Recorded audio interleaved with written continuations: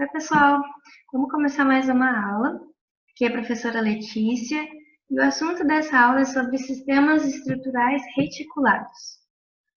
Bom, na disciplina de teoria das estruturas, a gente tem aprendido como calcular esforços, reações de apoio, deslocamentos, usando vários métodos clássicos da análise estrutural.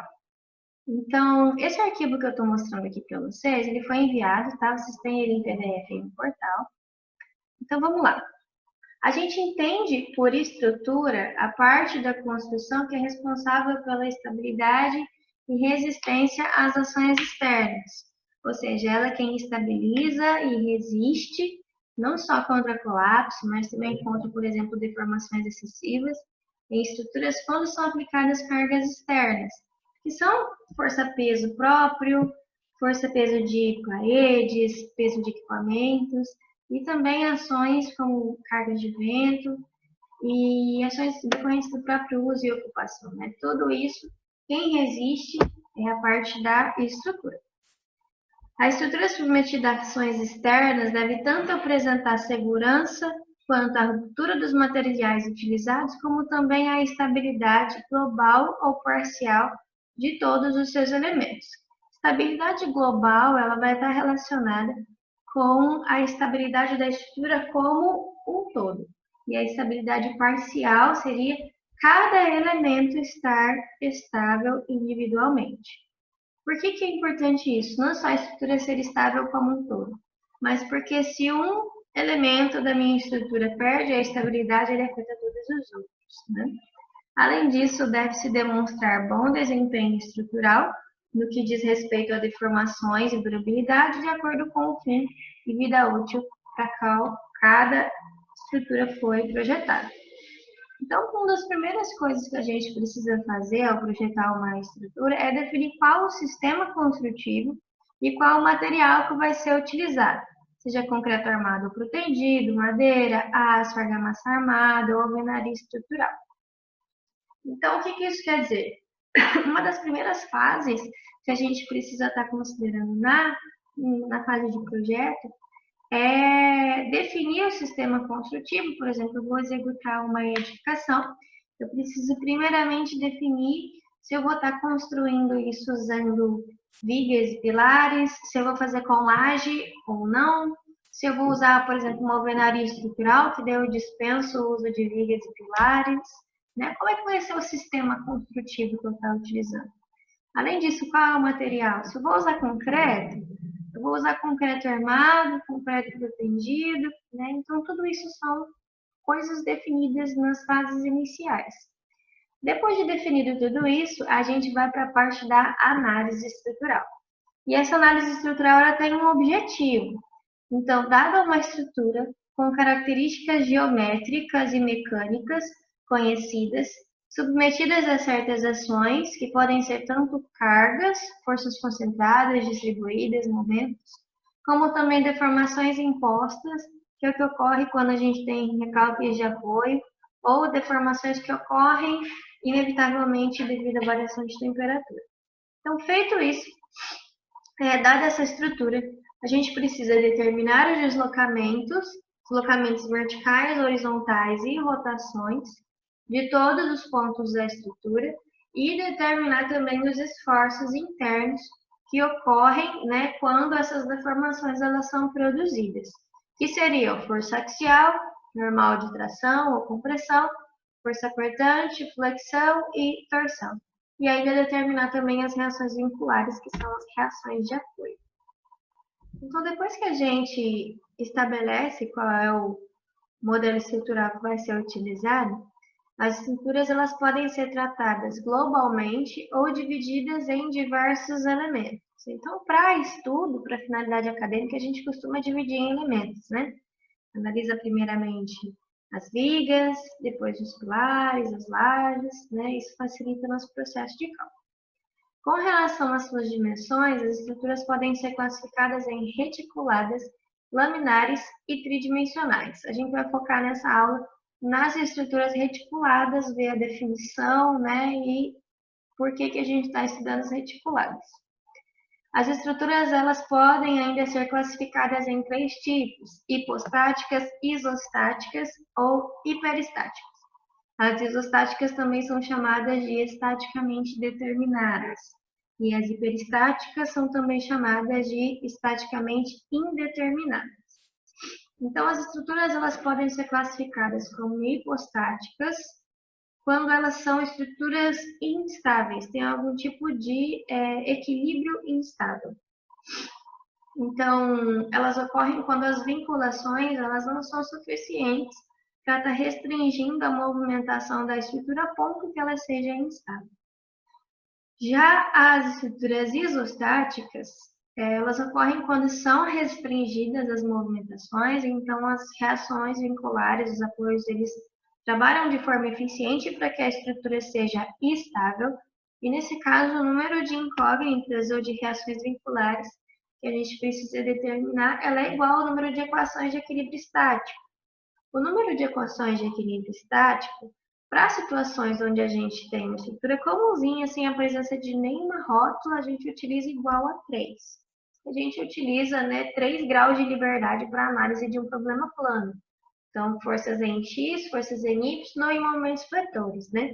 A gente trabalha geralmente com 3 equações. Então, se a minha estrutura ela é isostática, eu tenho 3 equações, eu tenho que ter no máximo também 3 incógnitas, né? 3 incógnitas igual a 3 equações. Se tiver menos do que isso, ela entra na classificação de hipostática. Agora, se ela tiver mais incógnitas do que equações, ou seja, mais do que 3 reações para serem determinadas, ela vai entrar na classificação de hiperestática. Então, as estruturas hiperestáticas, elas restringem as movimentações também, são estáveis também, e são as mais comuns da gente ver na prática, né? Então, se vocês repararem as vinculações de todas as edificações de concreto armado, vocês vão ver com muita frequência ligações que não permitem movimentação em nenhuma direção em todos os elementos. Então, são estruturas muito hiperestáticas.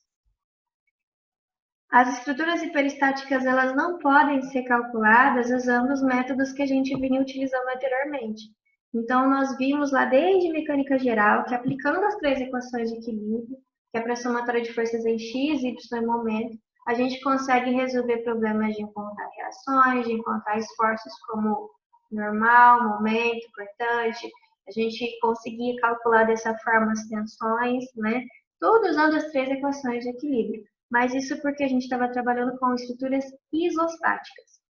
Agora, para as hiperestáticas, a gente não consegue resolver os problemas delas se a gente utilizar só as 3 equações de equilíbrio. Inclusive, a gente não consegue aplicar aqueles métodos que a gente aplicou no início do semestre, né? A gente viu alguns métodos para cálculo de deslocamento de estruturas, que seria o método da força virtual e o teorema de Castiglione. Eles se aplicam só para estruturas isostáticas, então, nesse nosso caso, elas não se aplicam tão bem, tá? A gente precisa, primeiramente, aplicar alguns métodos um pouquinho diferentes para a gente poder chegar nesses valores de esforços e reações. E 2 métodos clássicos são os mais utilizados para a finalidade acadêmica, que seria o método das forças e o método dos deslocamentos. O método das forças, inclusive, vai ser o objeto de estudo da nossa próxima aula. A gente vai começar a ver a aplicação desse método para estruturas hiperestáticas. O método dos deslocamentos também é um método muito bom, inclusive mais aplicado do que o método das forças, só que para cálculo à mão, o método dos deslocamentos ele é um pouquinho mais desvantajoso. A gente consegue resolver somente problemas pequenos. Problemas maiores, para resolver à mão, a gente chega em matrizes muito grandes. Então, o método dos deslocamentos ele é muito bom, muito eficiente, mas ele é mais aplicado com finalidade computacional. A gente precisa programar um algoritmo para resolver uma estrutura um pouco maior usando esse método. E ele é muito bom para ser programado computacionalmente. O mesmo ocorre com os métodos numéricos de métodos de elementos finitos ou ainda métodos de elementos de contorno. Existe também um outro método aproximado, que é o processo de Cross, que deriva do método dos deslocamentos e também pode ser usado para cálculo de estruturas hiperestáticas. Como nesse semestre a gente tem muita coisa para ver em um curto período de tempo, a gente vai focar no primeiro método, que ele é o que pode ser aplicado mais facilmente em cálculo à mão, tá? Mas entendendo o princípio do método das forças, os outros métodos mudam algumas coisas, mas a ideia é basicamente a mesma. Então, para a gente poder aplicar esses métodos, uma das primeiras coisas que a gente precisa estar determinando é o grau de hiperestaticidade. Quando a gente vai trabalhar com estruturas hiperestáticas, para eu poder saber qual rumo eu tomo para a aplicação do método das forças, eu tenho que saber o quão hiperestática é a estrutura. E o parâmetro que mede o quão hiperestática é a estrutura é o grau de hiperestaticidade. E ele é calculado através dessa expressãozinha. GE é igual a R menos E menos NR. Então, esse GE corresponde ao grau de hiperestaticidade externo, que é o parâmetro que a gente vai estar utilizando, que é igual a R, ou seja, o número de reações de apoio total que eu tenho no meu elemento estrutural. Então, por exemplo, se a minha viga é biapoiada, ela tem um apoio fixo de um lado e um apoio móvel do outro lado, né?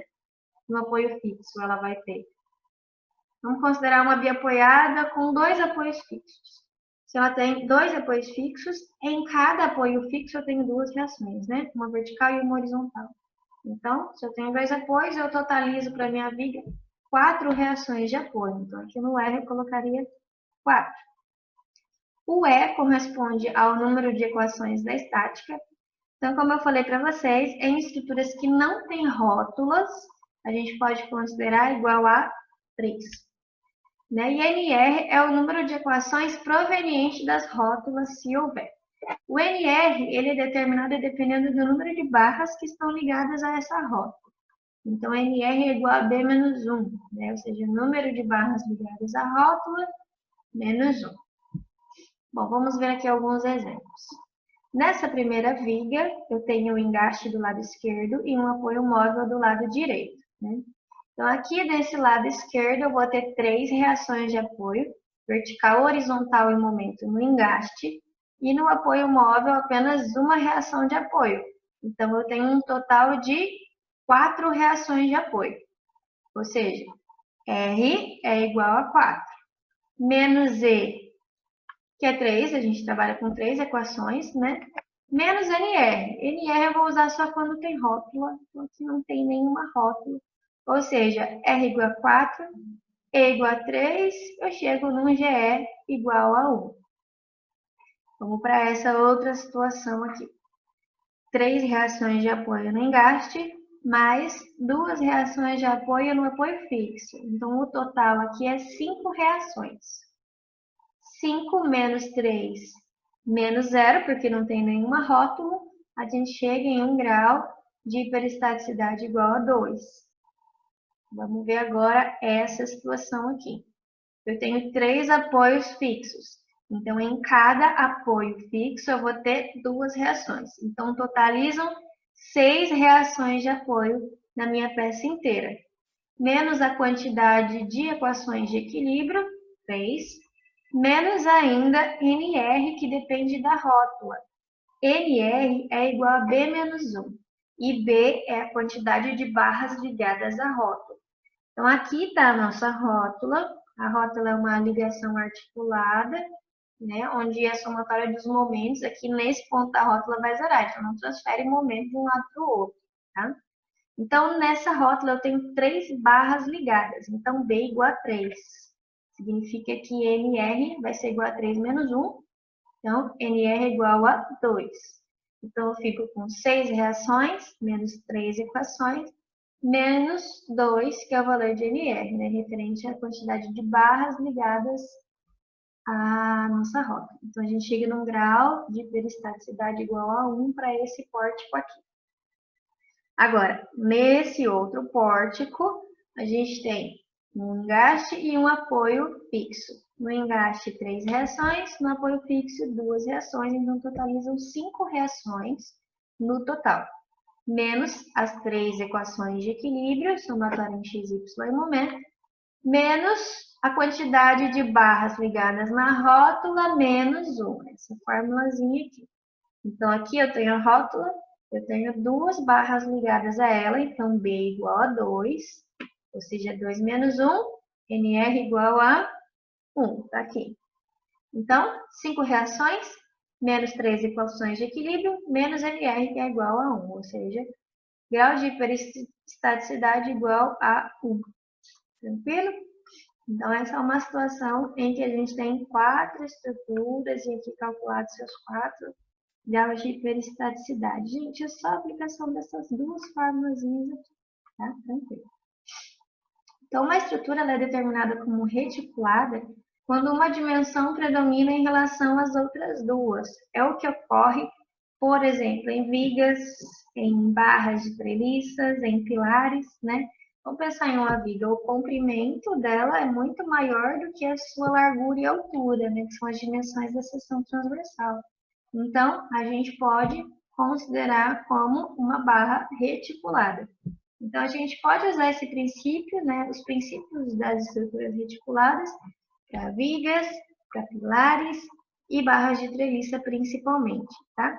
Laje entra nisso aí? Não, laje não entra, tá? Laje vai entrar em outra classificação, ó, aqui em cima eu coloquei para vocês, que elas podem ser divididas em reticuladas, laminares e tridimensionais. Então, lajes vai entrar aqui nessa segunda opção, né?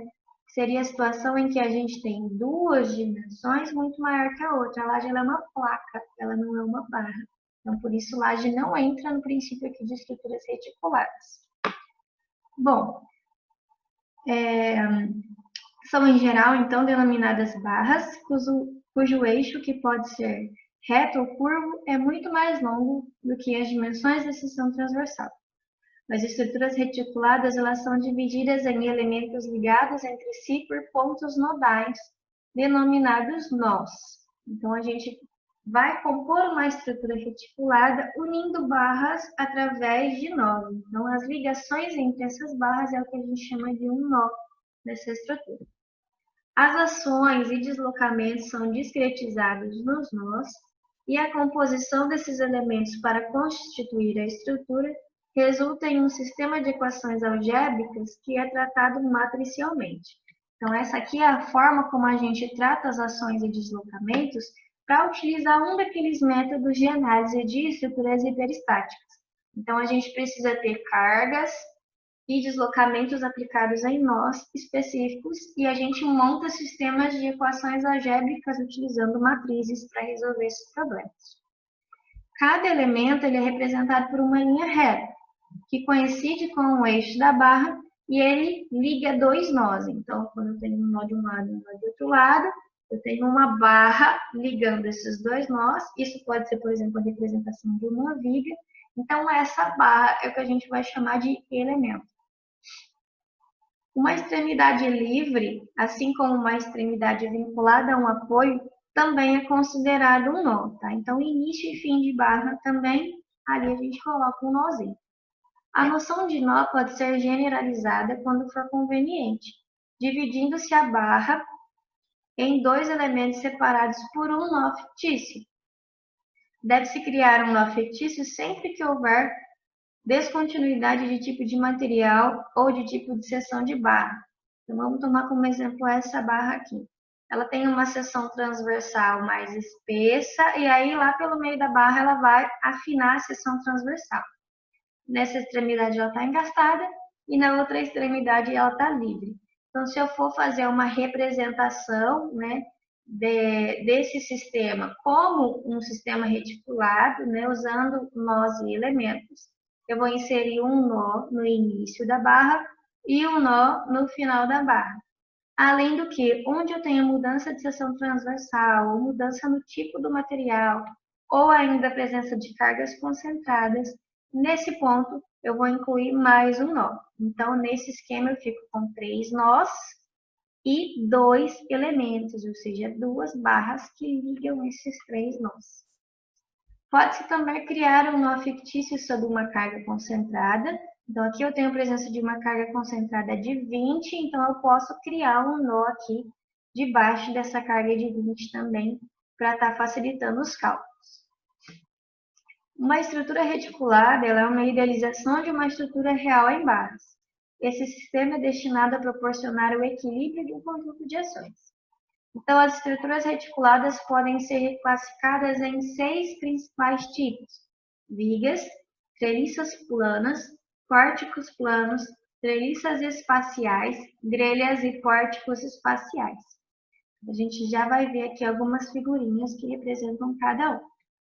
Quando os eixos das barras situam-se em um plano e se deformam nesse mesmo plano, as estruturas são classificadas como planas. Caso contrário, são classificadas como espaciais. E isso fica bem claro quando a gente vê algumas figuras desses tipos de estruturas, né? Então, aqui alguns exemplos de estruturas planas. Vocês percebem que isso aqui é tudo no plano, né? 2D. Eu não tenho profundidade nessa representação, né? Eu tenho apenas dimensões horizontal e vertical aqui, ou seja, eixos x e y. Eu não tenho elementos localizados no meu eixo z ou na minha terceira dimensão em uma estrutura plana. Não é o que ocorre nas estruturas espaciais. Então, aqui está um exemplo de uma grelha, aqui uma treliça espacial e aqui um pórtico espacial. Olha a diferença do plano para o espacial. É uma treliça plana e uma treliça espacial. Então, aqui em 2D e a treliça espacial em 3D. Nesse caso, a gente considera que as deformações elas ocorrem no plano e aqui as deformações elas podem ocorrer em 3 dimensões. Deve-se ressaltar que, para que as estruturas planas, ou seja, no plano XY, por exemplo, se deformem no mesmo plano em que se situam os eixos de suas barras, é necessário que o eixo vertical das seções das barras seja o eixo de simetria. Então, a gente vai estar trabalhando com seções transversais simétricas em alguma direção. Dessa forma, se as forças aplicadas situarem-se no plano XY e os momentos concentrados também atuarem nesse plano, em torno de um eixo paralelo a Z, as barras também se deformam em XY. Então, não basta apenas a estrutura ser chapada no plano, mas também a seção transversal tem que ser simétrica e o carregamento tem que estar agindo no plano também, para que as deformações também sejam planas. Tá? Caso contrário, se y não for um eixo de simetria, haverá torção, e a barra se deformará, portanto, fora do plano XY, e aí ela não pode mais ser considerada uma estrutura plana. Em geral, as ligações de barras de treliças planas ou espaciais, elas são articuladas. Então, a gente não tem treliças planas ou espaciais com ligações engastadas. Vocês já repararam que são sempre apoiadas? E a gente considera em cada nó que a gente tem uma barra apoiada na outra, não engastada. Então, permite a rotação. Ligações de barras de vigas, grelhas, pórticos planos e espaciais são rígidas, mas podem haver algumas ligações articuladas também. Quanto às deformações, quando a gente vai trabalhando com treliça plana ou espacial, a gente vai considerar apenas esforços axiais de tração ou compressão quando as cargas forem aplicadas nos nós. E é assim que a gente vai estudando e vai continuar estudando. Mas se isso não ocorrer, se eu tiver, por exemplo, uma carga aplicada no meio de uma barra de treliça, além do esforço axial de tração e compressão, eu incluo também esforço de flexão e cortante, né? Então, eu incluo alguns esforços extras e aí a gente pode um pouquinho do foco da nossa análise. Então, a gente vai continuar admitindo cargas aplicadas só nos nós. No caso de vigas e pórticos planos, o esforço predominante é o esforço de flexão proveniente de momento fletor. Pode ocorrer carga axial? Claro que pode, mas não vai ser um esforço predominante. Como as barras de estruturas reticuladas elas são longas, a gente costuma também desprezar as deformações por cesariamento, porque assumem valores muito pequenos geralmente. Os deslocamentos sofridos pelos eixos das barras, eles costumam ser considerados pequenos, até porque se uma estrutura se deforma demais, ela já provavelmente não vai estar atendendo nosso estado limite de serviço, né? Então, por isso a gente pode considerar que os deslocamentos, eles são deslocamentos pequenos. Então, a gente não tem nenhum tipo de interação entre o esforço axial e o esforço de flexão em pórticos planos espaciais e também em vigas, né? Então, a gente vai estar desprezando efeitos de segunda ordem, considerando apenas os de primeira ordem, tá? Aqui são os exemplos de estruturas reticuladas que eu passei para vocês, tá? Tanto planas quanto espaciais. E por hoje é isso. Nessa aula foi mais uma conversa mesmo sobre análise estrutural, tá? Para que a gente pudesse entrar na nossa próxima aula num estudo um pouco mais aprofundado desses métodos de análise de estruturas hiperestáticas. Até a próxima!